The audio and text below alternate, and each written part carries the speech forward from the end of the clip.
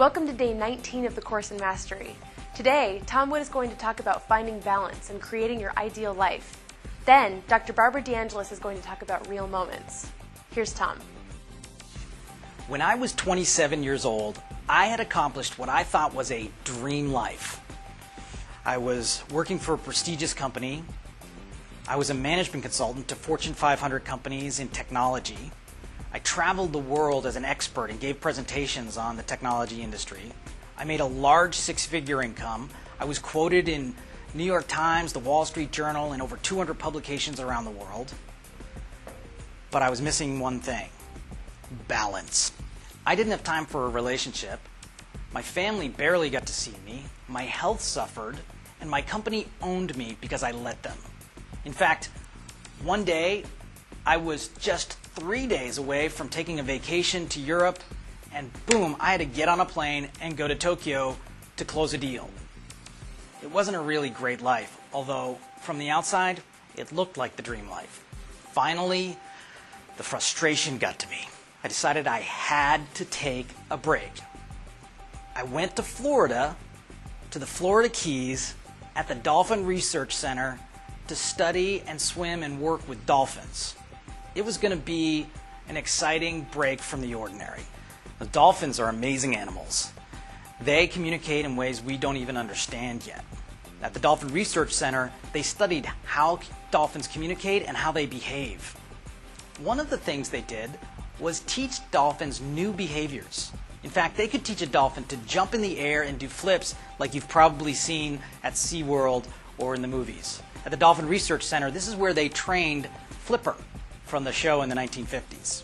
One day I was sitting on the dock watching the dolphins on a warm Florida sunny day next to a beautiful blonde marine biologist. And something struck me. I thought to myself, why do the dolphins sit here and do tricks for food when they can just jump out of the pens, which are on the side of the ocean, and swim out and be free? So I turned to the trainer and I said, why do they do tricks for food when they can jump out and be free? Now, she knew what was going on in my life. She knew the frustrations I had.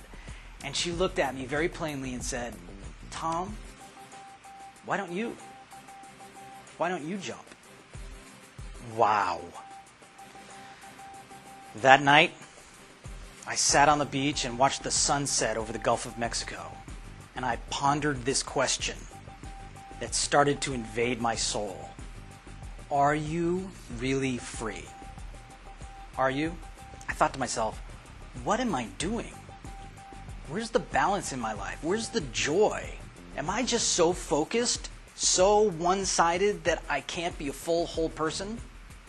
So I'm going to ask you a very similar question. And I want you to take out your journal and write this question down. And then I'm going to ask you to answer it. Not right now, but at some point I want you to answer that. Here's the question.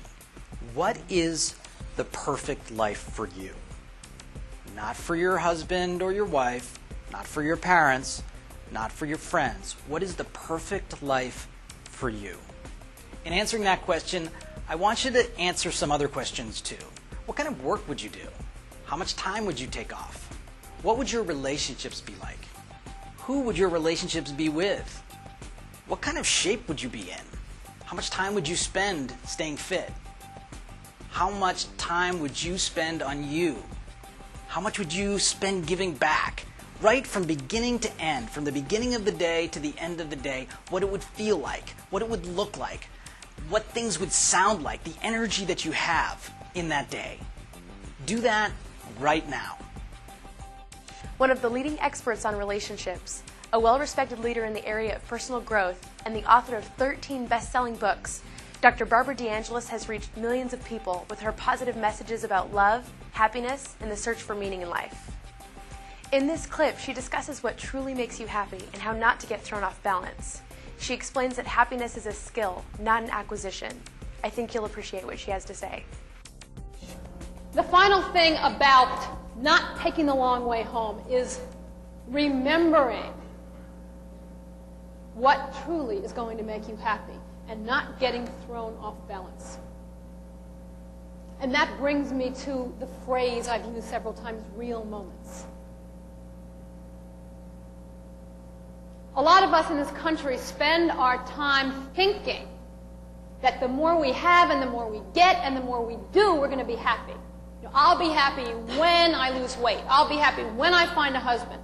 I'll be happy when I sell X amount and get into this club and that club. I'll be happy when I win an award. I'll be happy when. We postpone our happiness until you get something. And then you get what you thought would make you happy. You feel good for a few minutes. And then you're thinking of the next thing. Okay, now I'll be happy when.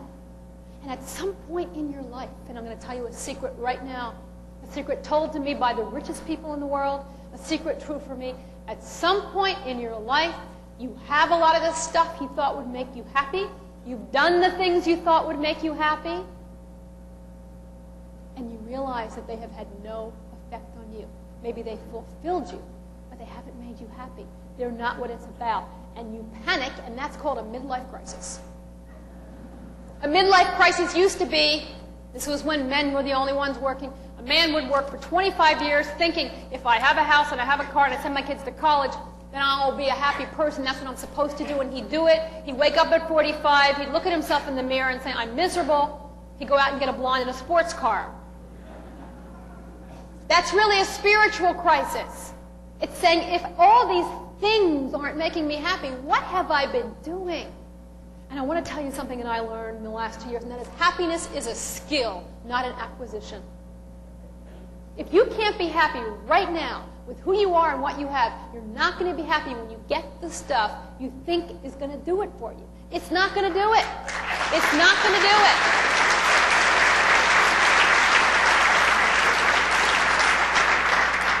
I was sitting around in my house about 2 years ago, before I wrote Real Moments. And a friend had just called me up and said, Barbara, I haven't talked to you in 6 months. What a year. Your books are on the bestsellers list. You have an infomercial. You're married. Gosh, you must be so happy. And I stopped, and I noticed I had a funny feeling, and I pay attention to funny feelings. I take them very seriously. So I spent the day thinking, what is this funny feeling I'm having? And I looked at my life and where I had come from, and I came from nothing. I grew up with absolutely nothing. I've had no breaks. I have not had luck. It has been a very slow, steady process of success. I have not had people give me things. I haven't had people make connections for me. It has been me doing it. That's been something I know I chose. And I did have a lot that was more than I could have ever dreamed of as a child. But when I checked, I wasn't happy. And then I thought, when have been the moments in the last year when I was happy?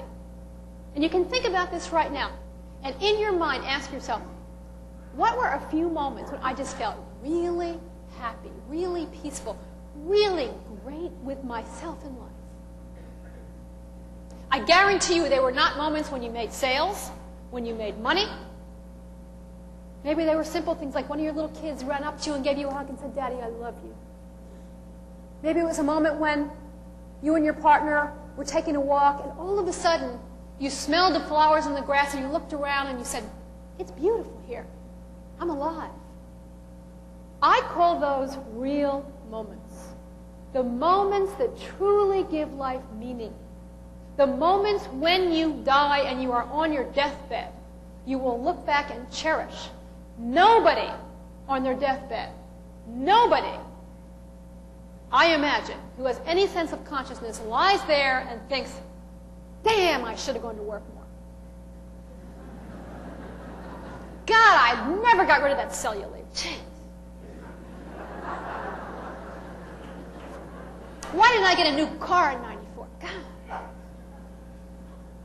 The things we regret are, I didn't love more. I didn't pay attention. I let months, years go by. I wasn't even there. I was thinking about the future. When this happens, then I'll have made it.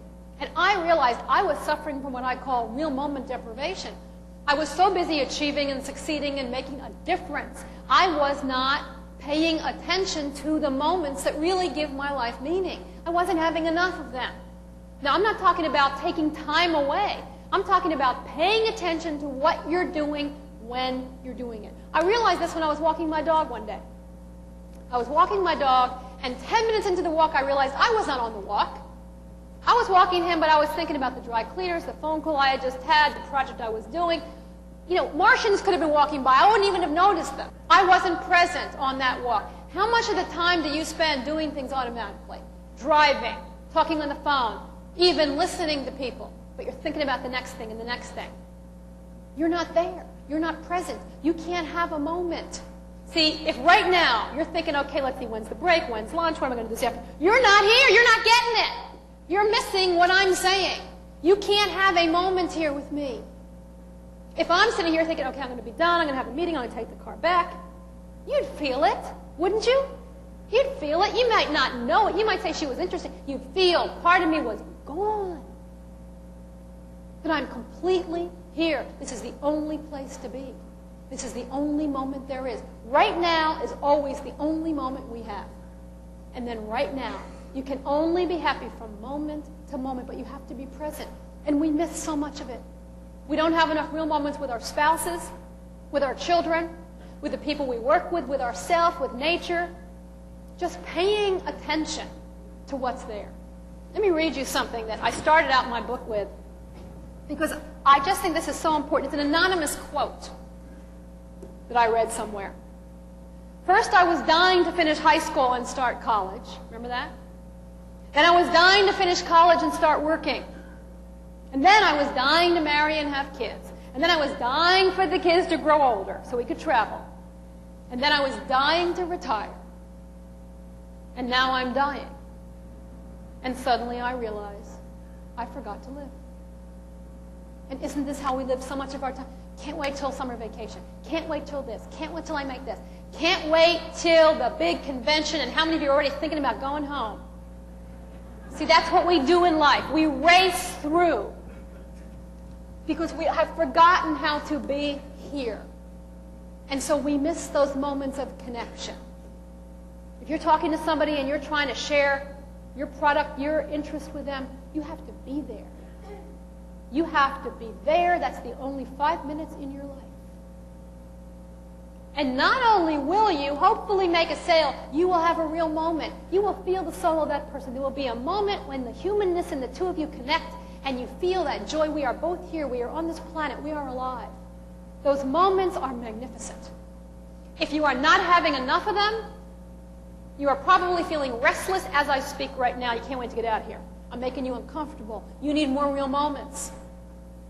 When people don't have enough real moments, they eat more, they drink more, they watch TV constantly, because they need stimulation to not feel the vacuum of meaninglessness in their life. Perhaps it's possible to find balance in life no matter where you are. Reflect for a minute every once in a while and ask yourself if you're in the habit of living in the moment and enjoying the real moments that life presents. Tomorrow, we're going to discuss the true purpose for your life and how realizing it can change everything you feel and do. See you tomorrow.